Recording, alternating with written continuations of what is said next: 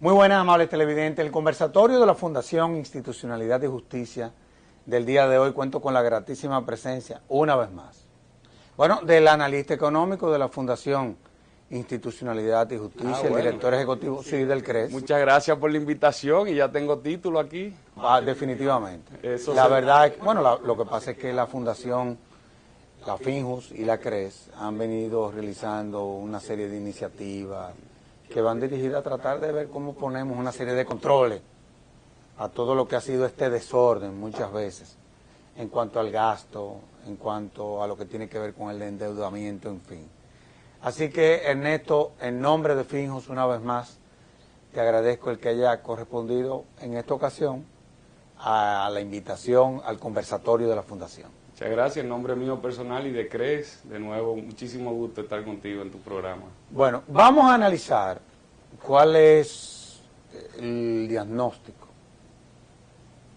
que ha hecho el CRES, o los análisis, respecto a cuál ha sido el comportamiento de la economía dominicana en este 2013. ¿De qué es de lo que se trata? Bien.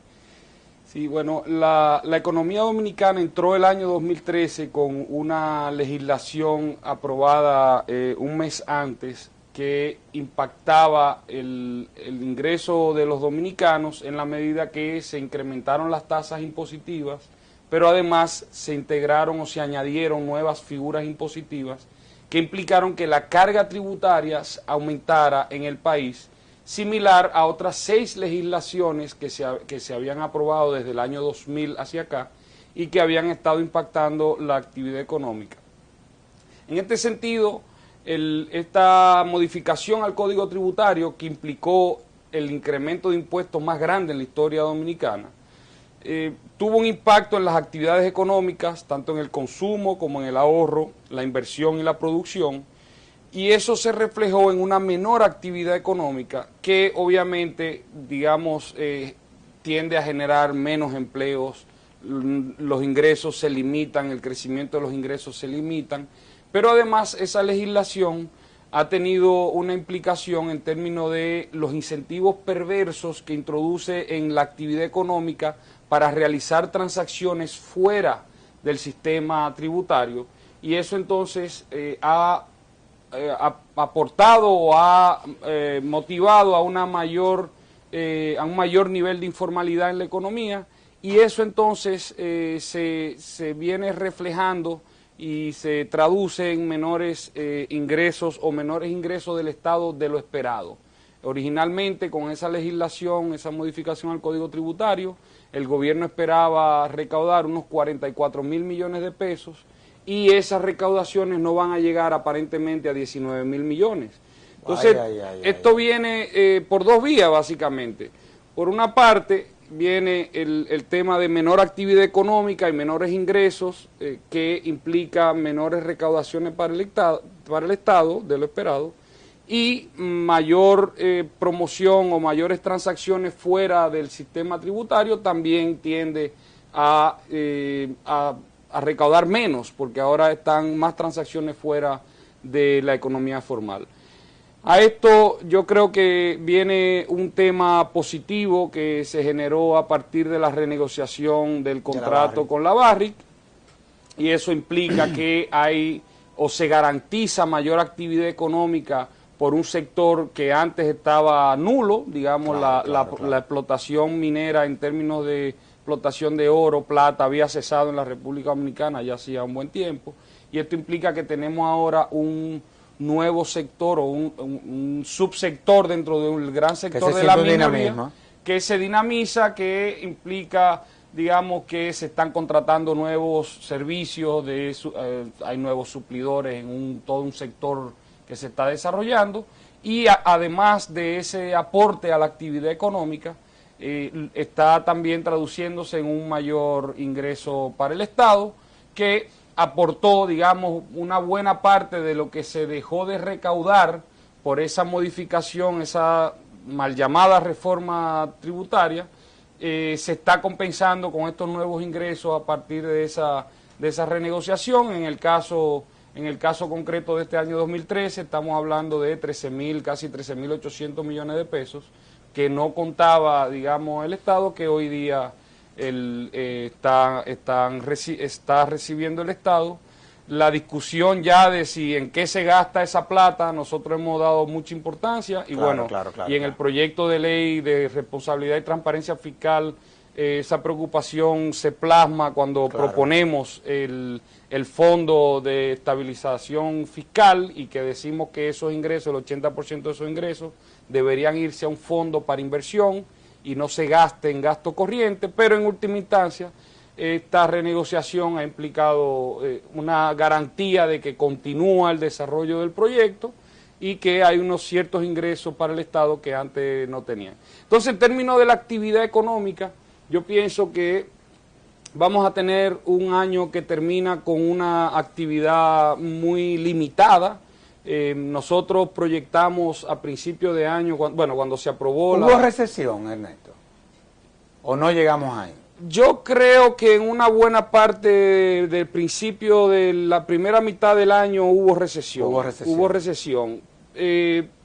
Luego hubo un cambio en la política monetaria, hubo cierta actividad económica que se recuperó un poco por el lado de la construcción, un poco del comercio, a pesar de que ya se habían contraído bastante esos sectores. Parece que en el tercer trimestre hubo una mejoría, pero nosotros habíamos estimado a partir de la aprobación de la mal llamada reforma fiscal, del incremento de impuestos, para decirlo en blanco y negro, que la economía no crecía más del 2%. Nosotros seguimos sosteniendo esta cifra, nosotros pensamos que el crecimiento debe andar entre 1,5% y 2%. Fíjate que nosotros desarrollamos un indicador alternativo para medir la actividad económica a partir de la importación de combustibles, que se necesita para todas las actividades económicas. Y durante el primer semestre, ya no tenemos las estadísticas siguientes, pero durante el primer semestre lo que vimos fue que la importación de combustibles se había reducido en 3,4%, lo que nos dice la actividad económica disminuyó porque en la medida que hay mayor actividad económica, usted requiere mayor cantidad de combustible, digamos, para operar y llevar todos estos procesos productivos. Cuando se demanda menos combustible, entonces lo que está señalando esa estadística es que hay una menor actividad económica y a partir de eso, y de otras variables que nosotros utilizamos por ejemplo, las declaraciones del ITEBI que se hacen en impuestos internos, en el hasta septiembre de este año, nosotros vemos que en términos nominales, es decir, cuando de las transacciones en pesos se había incrementado en 3,9%. Si le reducimos la inflación a esa estadística, nos estaría diciendo ese indicador, por un lado, de que el crecimiento fue negativo en un punto porcentual. Entonces, eso es lo que nos está diciendo algunas variables que nosotros utilizamos para ver la actividad económica, que la actividad económica se ha mermado o se ha ralentizado, como decimos. No te podría asegurar a ciencia cierta si hubo recesión completa o no, porque los recursos que tenemos son limitados para hacer un estudio, pero tomando estas variables, lo que nos está diciendo es que la actividad económica mermó sustancialmente en la economía dominicana. ¿Cómo se comportó, por ejemplo, lo que tiene que ver con el endeudamiento en el año 2013? Fíjate, nosotros en el año 2013 entramos con una complicación que fue que no pudimos terminar de financiar todo el déficit del año 2012. Entonces, en el año 2013 debimos haber asumido deuda para poder financiar la ejecución del año 2012. Entonces, para este año aparentemente vamos a terminar con unos requerimientos de deuda de unos 4.000 y piquito de millones, que eso ha sido importante. Fíjate que inicialmente se emitieron unos 1.000 millones de dólares en el mercado internacional y luego el Estado tuvo que salir a emitir 500 millones adicionales que no estaban, digamos, se tenía planteado hacerlo en pesos, pero entonces lo que sucedió fue que en peso el Banco de Reserva entró con algunos financiamientos y esto implicó entonces que, y entonces hubo otras fuentes de financiamiento a que se accedieron, el Petrocaribe y otras fuentes, que aparentemente va a terminar en unos 4.000 y pico de millones. Estamos hablando de dólares, ¿no? De dólares, sí. Entonces, el problema para este año fue que hubo una parte del año de la ejecución presupuestaria del 2012 que no se terminó de financiar y que tuvo que ser financiada este año 2013. Y entonces, aquí una pregunta importante, a partir de un estudio que realizamos en CRECE ha habido todo un debate del tema del endeudamiento público y de la metodología, etcétera. Y bueno, voy a aprovechar un minutito para explicar un poco sobre de qué se trata la metodología que utilizó CRECE para este estudio de la deuda pública. Y por eso usted hacía la pregunta, o sea, específica sobre la deuda. Sí, mira, en el estudio que hicimos en CRECE se fundamenta o toma como referencia el manual de deuda pública del Fondo Monetario Internacional, que se preparó en conjunto con otras 7 instituciones internacionales, el Banco Central Europeo, la Unión Europea, la Oficina de Estadística de las Naciones Unidas, Eurostat, el Sistema de Estadística de Europa, el Banco Mundial, el Fondo Monetario. ¿Y el BID no participó? El BID no participó, me faltan 2, pero bueno, fueron 8 en total. Lo que quiero resaltar es que es un ejercicio, este manual surge a partir de un mecanismo de 8 instituciones que trabajan con estadística para decir, mire, para registrar deuda, esto primero inicia con la definición de deuda pública, etcétera, cómo registrarla, qué significa deuda, y todo a partir de ese manual de deuda pública. Nosotros hicimos un ejercicio con las informaciones disponibles que se tienen en República Dominicana, que muchas veces están dispersas y hay que uno trata de consolidarla. Dice uno, el Fondo Monetario dice otro y el gobierno dice otro. Entonces, lo que hicimos fue que hicimos un ejercicio a partir de ese manual y lo que nos decía ese ejercicio era que hay que registrar la deuda directa del gobierno, y aquí entre toda la amalgama de lo que son las instituciones públicas no financieras y por otro lado las instituciones públicas financieras, que es lo que se le llama el sector público financiero, que incluye el Banco Central y en este caso para la República Dominicana las otras instituciones financieras, el Banco Central, Banco de Reserva, Banco Agrícola, BNB, etcétera, que formarían o conformarían el sector público financiero y el gobierno con las otras instituciones descentralizadas y las empresas públicas no financieras, incluyendo CDE, el sector público no financiero. Bueno, a partir de este ejercicio, nosotros dijimos, mire, a partir de este ejercicio que utilizamos como referencia el manual del fondo, que lo hicieron entre 8 instituciones, nos está dando que la deuda pública es de unos 35.150 millones de dólares. Ay, Dios mío. Eso todavía no contaban los 500 millones que se emitieron en el mercado internacional de bonos soberanos, pero eso no incluye muchas partidas. ¿Cómo cuáles? Bueno, dice el manual que las garantías que se otorgan en contratos privados, que el Estado otorga a contratos privados, esas garantías deben registrarse como deuda pública porque en algún momento usted puede estar pagando alguna plata en base a esa garantía, que es lo que indica que representa prácticamente deuda. Bueno, este año 2014 entiendo que hay unos 600 y pico de millones que se van a transferir al consorcio que maneja la carretera Samaná. Así es. Y eso está en base a una garantía que tenía en el contrato, de que si no había el flujo suficiente, entonces el Estado entraba con esa garantía, se le otorgaba una garantía. Bueno, eso en principio es un compromiso que ya tiene el Estado. Y por eso dice el manual que nosotros no incluimos ninguna de esas garantías, porque no tenemos la información, no conocemos los contratos que existen, que tienen garantía, y por eso nos limitamos a las informaciones que están publicadas y son oficiales, que publican primero el gobierno a través de Crédito Público, la Dirección General de Crédito Público, y segundo, en la parte del sistema del sector público financiero, a partir de los estados financieros del Banco Central, del Banco de Reserva, del Banco Agrícola, del BNB, obtuvimos informaciones sobre deuda de cada una de esas instituciones, que no sean deuda, por ejemplo, de los depósitos de los ahorrantes, sino que sean deudas emitidas por esas instituciones. Y ese ejercicio nos dio esos 35.200 que todavía no estaban incluidos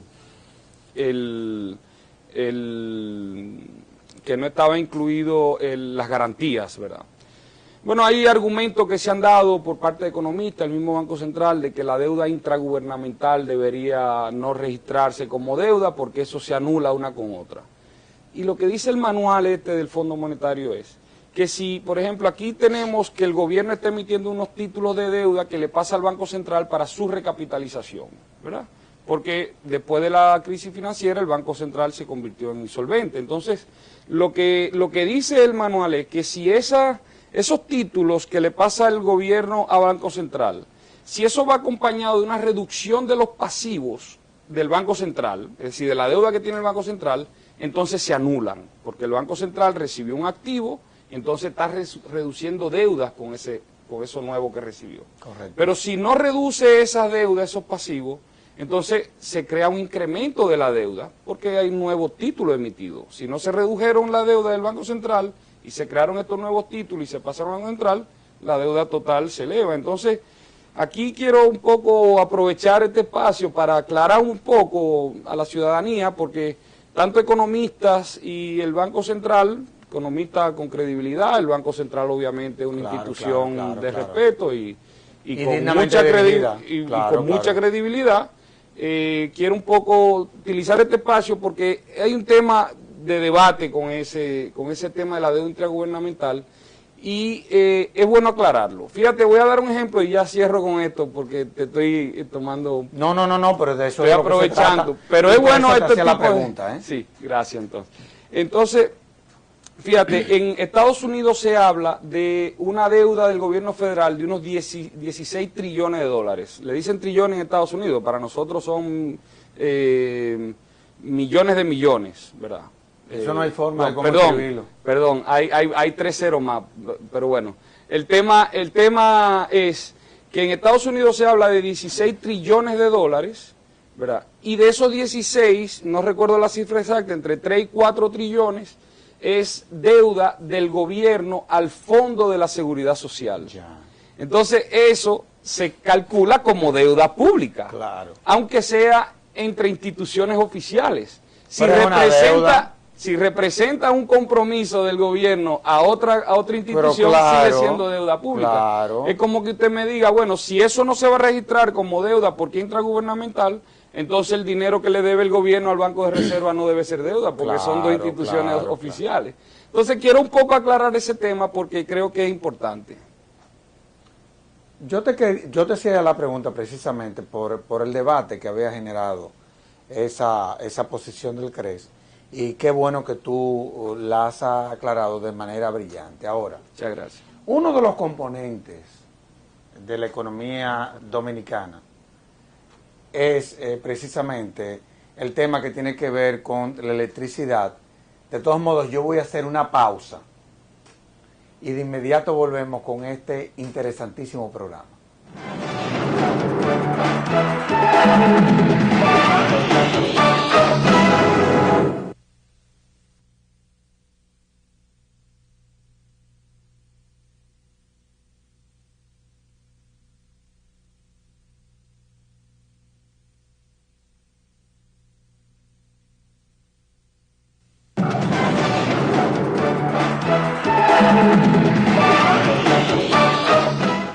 Ernesto, el componente eléctrico en cuanto al impacto para la economía, oye, la verdad es que yo no sé cómo yo le voy a explicar a mis nietos que nosotros como país gastamos tanto dinero sin que uno vea ni siquiera un mediano, ni a un largo plazo una solución.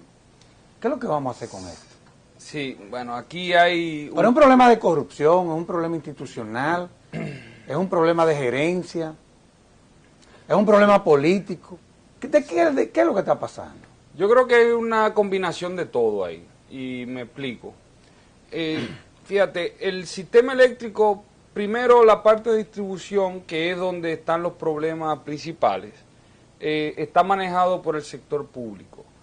Que los incentivos en el sector privado, cuando usted tiene la esperanza de las ganancias y la amenaza de las pérdidas, usted tiende a mejorar la gerencia y si no lo mejora, está su pellejo de por medio. Claro.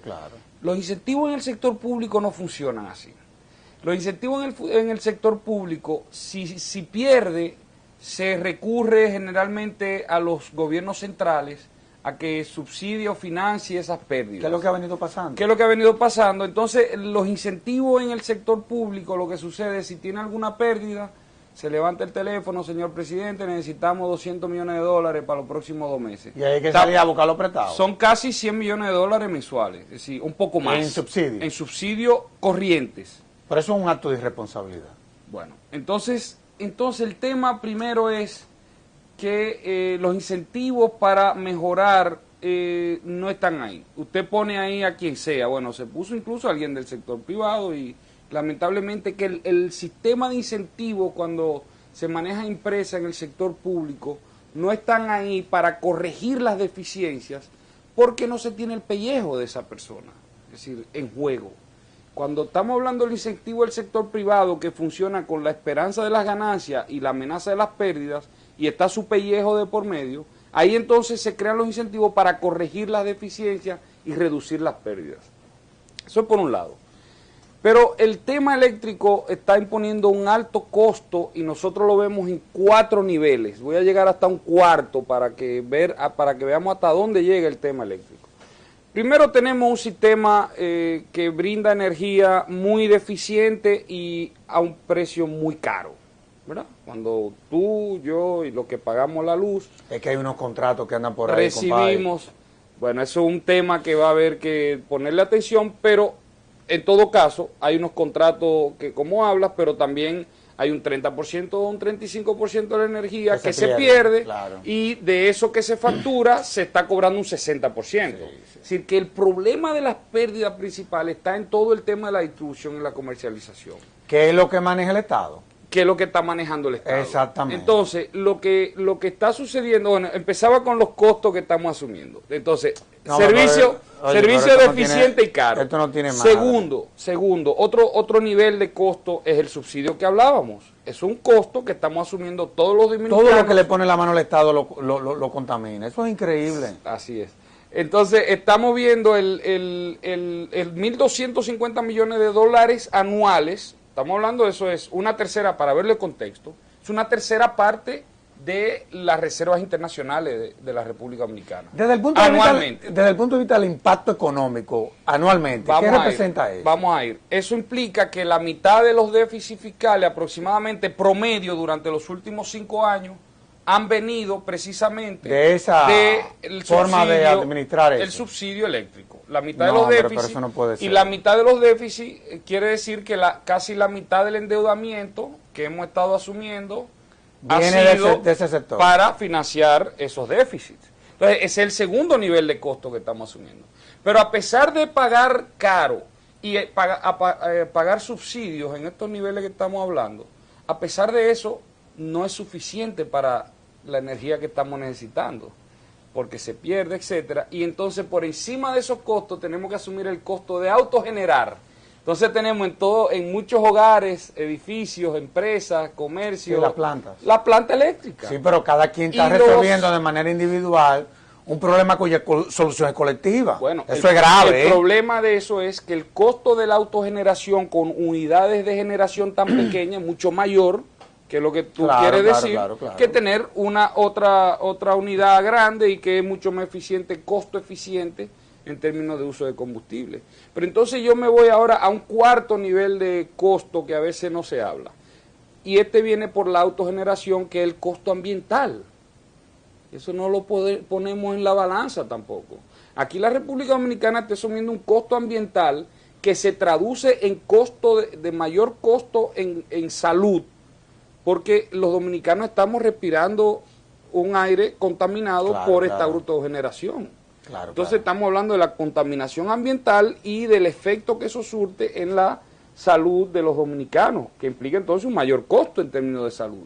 Entonces, incluso hasta de productividad de los dominicanos enfermos, etcétera. Entonces, todos estos temas nosotros tenemos, ya viéndolo como de una forma integral, que ponerlo en la balanza y replantearnos el tema eléctrico.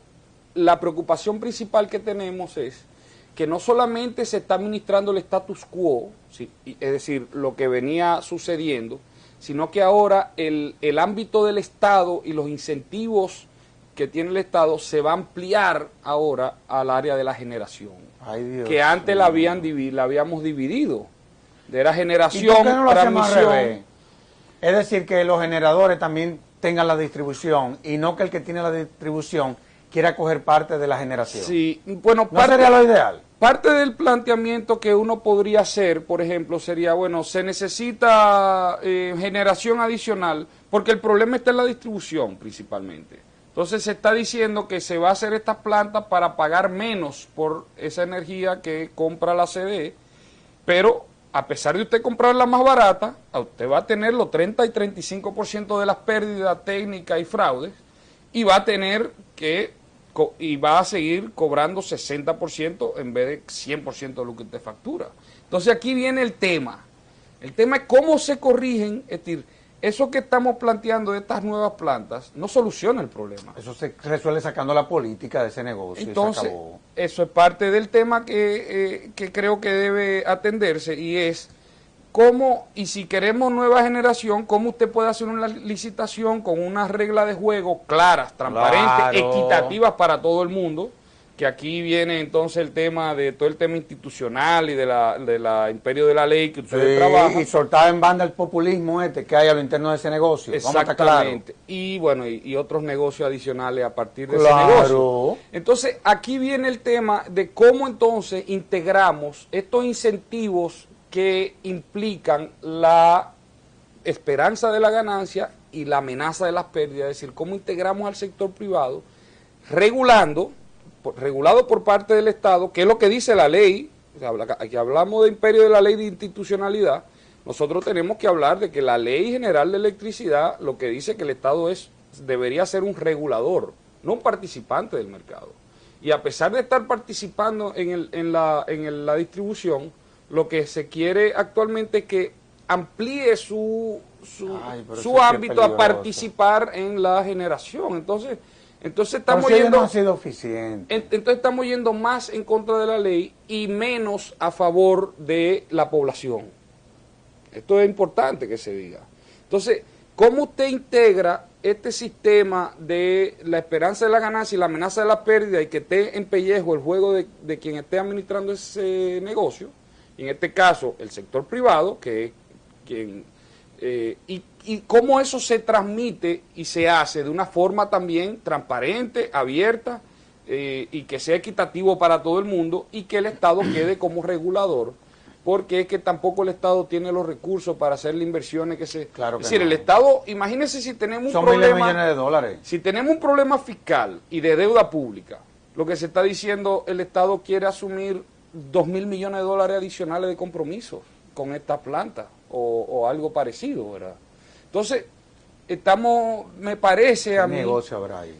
Me parece a mí que estamos entonces planteándonos una pseudo solución que va a implicar mayor problema de lo que va a solucionar, y el problema original que está en la distribución se mantiene porque se sigue administrando el status quo y el Estado no tiene recursos para invertir y arreglar ese tema. Cuando Entonces, tú hablas, es un tema yo que hay quisiera que ser verlo en ese aspecto. más explícito que tú cuando tú hablas de que está administrando el status quo. Está administrando la deficiencia. Sí, eso es lo que viene administrando. Ahora, ¿cuál ha sido el déficit fiscal durante este año? ¿Cuánto se proyecta que será? Mire, nosotros estamos proyectando que será alrededor de unos 80.000 millones de pesos, unos 10.000 millones más de lo que se planteó en el presupuesto Y la original. mitad se ha ido en energía. y un poco más de la mitad va a ser subsidio eléctrico. No, pero más, esto no tiene más de la nada. mitad. Ahora. Más de la mitad para este año. ¿No? Yo te dije la mitad en el promedio de los últimos 5 años, más o menos, aproximadamente. Nosotros hablamos en el segmento anterior sobre todo lo que tenía que ver con las cargas tributarias. Uno de los grandes debates que se da, sobre todo cuando se comienza a hablar de eventuales reformas fiscales, siempre, es de la presión tributaria. Y en la República Dominicana hemos visto que hay múltiples versiones. Yo quiero que tú me digas, porque a fin de cuentas uno ve en el CRES una institución en donde el rigor científico, digámoslo así, es lo que está imperando. Entonces ya uno como que comienza a creerle, porque frente a... Yo creo y tú crees. Exactamente. Frente a tantas teorías y frente a tantas posiciones de cómo debe de entonces medirse la presión tributaria, hay quienes sostienen que sigue siendo una de las más bajas y hay otros que sostienen que no, que está probablemente por encima del promedio. Yo quiero que el CRES me diga cuáles son los niveles de la presión tributaria en la República Dominicana y cuáles son los componentes que toma en cuenta para llegar a esa conclusión. Sí. Bueno, esto es un tema muy importante que tú traes y creo que es importante que hagamos alguna puntualización. Vamos a ver. Número uno, la presión fiscal que medimos en República Dominicana no incluye los pagos a la seguridad social que sí se incluyen en otras presiones, en otros cálculos de presión fiscal en otros países. Entonces, si nosotros hablamos... Sí. No, pero así no. Sí, hoy día estamos comparando manzana, pera con manzana. Eso hace trampa, o sea, tú tienes que poner todo entonces, lo que son los elementos. Nosotros estamos hablando de casi un 14% que se dice en República Dominicana, pero si a eso le agregamos los pagos que hacen los empleadores y los empleados en conjunto a los temas de seguridad social. ¿Cuánto aumentaría eso? Entonces eso llegaría a un 16,5%. Pero vamos a sacar eso de lado. Vamos a decir que es 14, porque hoy día los fondos de pensiones son de los trabajadores, independientemente, entonces eso no es del Estado. Pero en cierta forma son leyes que la impone el Estado y por eso muchos argumentan que debe incluirse. Vamos a sacar eso de lado. Vamos a decir que estamos hablando del 14%. Calculamos 14%. ¿Y cómo se obtiene este cálculo? Y aquí un poco para los televidentes. Bueno, usted obtiene cuáles son los ingresos del Estado y lo divide entre el número que dice el Banco Central, que es el Producto Interno Bruto, que es la producción nacional de un año. Es decir, lo mide con respecto a la economía, como se llama. ¿Cuánto recauda el Estado con respecto a la economía dominicana? Es el cálculo cuando hablamos de presión fiscal. Okay. El problema de la economía es, cuando decimos de la economía es, que hay un 60% de, y esto es un cálculo de CRES interno, que es informal, que es la economía informal. Que es informal, que no es informal, ¿tú cuantificas eso? Y entonces, cuando hablamos cuando usted mide los ingresos del Estado con respecto a la economía para medir la presión fiscal sobre la economía, es decir, sobre los actores y los agentes económicos, usted no puede medir sobre toda la economía cuando hay un 60% que no paga impuestos.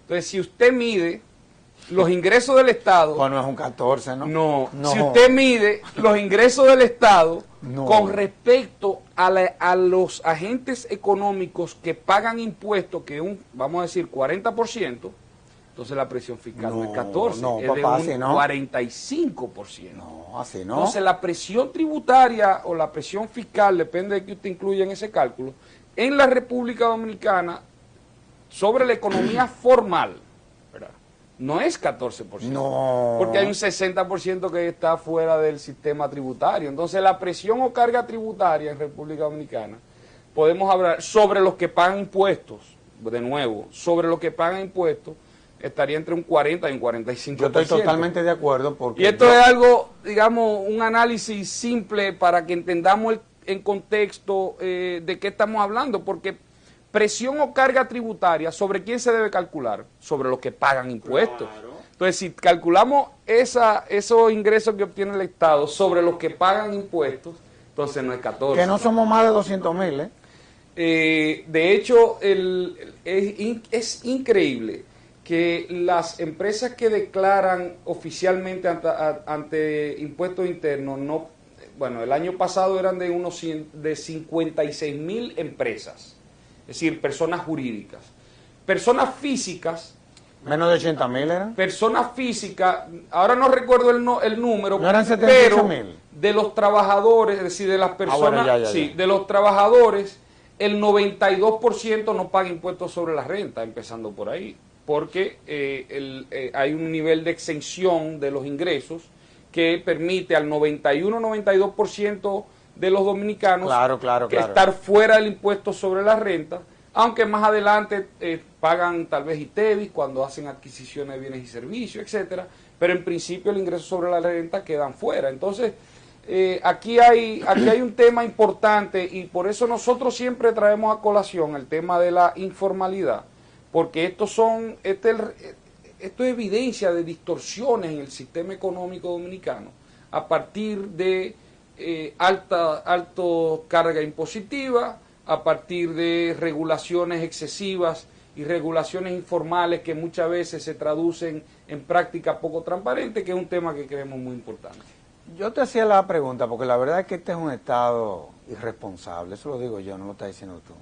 Y a veces uno tiene la percepción que, oye, se comporta tan mal, porque ¿cómo es posible que tú en todo penalices al que quiere someterse a la formalidad? Me explico. Es decir, quien ha decidido pagar sus impuestos, tú ves que es al que penalizan. Es que se está en desventaja. No, pero es una cosa increíble. Pero eso tú lo ves hasta en el tránsito. Desleal. Por ejemplo, sí. Los usuarios de vehículos privados, si no se ponen el cinturón, son a los que multan. Pero los usuarios de vehículos privados son los que pagan la revista, son los que pagan una serie de impuestos que entonces no son los que están pagando los usuarios de los vehículos públicos, que andan sin cinturón, que andan sin revista. Pero a ese sector no hay problema, o sea, el Estado lo protege. Y uno que ha decidido someterse a la formalidad, uno se encuentra con esta actitud. La verdad es que este es un país, yo siempre lo he dicho, que muchas veces no basta con que tú te comportes bien, ni que tú creas tener la razón, sino que es importante también que tú no pierdas el juicio. Sí. Bueno, aquí viene el tema que trabaja la FinJus, con el tema del imperio de la ley, igual para todos, pero claro, y que las instituciones funcionen igual para todos, y eso se traduce en un ambiente económico propicio o no para la creación de riquezas. Oye, y es un tema que creo que compartimos. Y de ahí lo del flat tax. Y la preocupación sigue siendo. Yo hubiera preferido que se bajara la escala de impuestos y que todo el mundo pague los impuestos y se acabó. Y ya se acabó. Y se recauda más. Pero los hechos están ahí. A nosotros en República Dominicana en el año 92 con el código tributario que se introdujo, con menores tasas impositivas, simplificando el sistema, los niveles de recaudaciones fueron increíbles. Los ingresos tributarios crecieron en 63% el primer año. No, eso es impresionante. Ahora, yo quiero que hablemos del 2014. Son muchas las expectativas que en cuanto a lo que tiene que ver con el 2014 vamos a tener. Tenemos, por ejemplo, un presupuesto deficitario. El problema, por ejemplo, eléctrico, vemos que cada vez se agrava más. La verdad es que parecería que estamos en un callejón sin salida. Hay quienes sostienen la tesis de que se impondrá una reforma fiscal. ¿Cuál es el análisis o el contenido del análisis que ha venido realizando el CRES respecto a lo que eventualmente será el comportamiento de la economía en el año 2014? Sí, mira, como bien tú señalas, el presupuesto del Estado, general del Estado, que se aprobó recientemente en el Congreso y se promulgó, incluye todavía unos niveles de déficit fiscales importantes.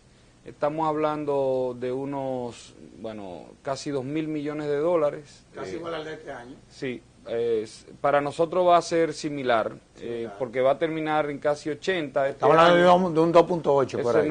Sí, en términos de la proporción del PIB, se está hablando del mismo monto, ¿verdad? Pero yo pienso que este año va a ser un poco mayor. Pero bueno, en todo caso todavía se mantiene unos requerimientos de financiamiento para el año que viene, es decir, se va a incrementar la deuda por ese monto, por unos 2.000 millones adicionales por lo menos. Pero aquí hay un tema que nosotros decimos que puede ser que no sea tan optimista. Y lo que nosotros decimos, mira, lo que se aprobó en el presupuesto, los ingresos del Estado, creemos que está sobreestimado en unos 23.000 millones de pesos. Ay, Dios mío. Entonces, si usted va a recibir menos, entonces su déficit va a ser mayor. Y de hecho, en el caso del sector eléctrico que estuvimos hablando anteriormente, nosotros pensamos que los gastos van a ser mayor de lo que se está planteando. Entonces, si usted tiene menores ingresos de lo presupuestado, como sucedió este año, y mayor gasto, entonces su déficit va a ser mayor. Nosotros estamos en consecuencia estimando que el déficit va a ser mayor en unos 750 millones de dólares. Eso es alrededor de 30.000 millones. De 30.000 millones, 33.000 millones de pesos aproximadamente. Y esto entonces implica que va a haber unos requerimientos de financiamiento por parte del Estado, requerimientos para financiar un gasto mayor que el ingreso, que es lo que es un déficit, de unos 2.250 millones de dólares, unos 2.750 millones de dólares, y eso entonces se va a traducir en que va a haber un incremento de la deuda. Y si combinamos estos requerimientos de deuda para el año que viene, para financiar ese déficit, lo combinamos que el año que viene hay una deuda vieja que se vence y que va a haber que buscar deuda para refinanciar eso, nosotros estamos viendo que va a haber unos requerimientos, lo es un poco técnico, requerimientos brutos de financiamiento. Es decir, ¿cuánto usted tiene que buscar de deuda para financiar el déficit? Es decir, lo que representa, lo que va a ser deuda nueva, para financiar el déficit, serán unos 2.750 millones o 2.500 millones, y para financiar deuda vieja que se vence el año que viene son otros 2.500 millones. Oye, pero pega el nombre ese de bruto, ¿eh? Porque hay que ser bruto. No, pero es que yo me mortifico con esto. Bueno, ese requerimiento... Mucho. Ese requerimiento de deuda, entonces va a ser de unos 5.000 millones de dólares. Desde nuestra perspectiva, este representa el reto principal para la República Dominicana, en la medida que buscar 5.000 millones de dólares en el mercado internacional y en diferentes fuentes, porque hay fuentes de los organismos multilaterales, está la deuda bilateral, que ahí el jugador principal es Venezuela, y fíjate cómo ahora estamos teniendo todo esto inconveniente, porque ahí está el tema de la sentencia esta, el tema con la nacionalidad, bueno, y entonces están la bilateral, multilateral, están los bonos soberanos que puede emitir en el mercado. ¿Y cuánto va a aumentar la deuda el año que viene?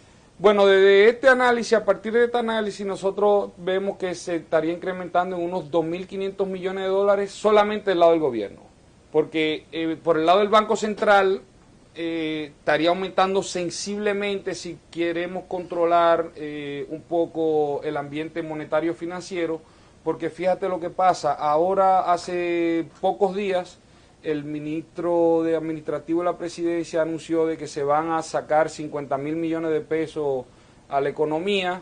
Eso va a implicar, y aquí tal vez un poco de advertencia a las autoridades, que puede haber alguna presión sobre el tipo de cambio, y lo que sucedería es que en enero, y esto es una práctica común, todos los años, el Banco Central recoge parte de ese dinero a partir de la emisión de nueva deuda del propio Banco Central.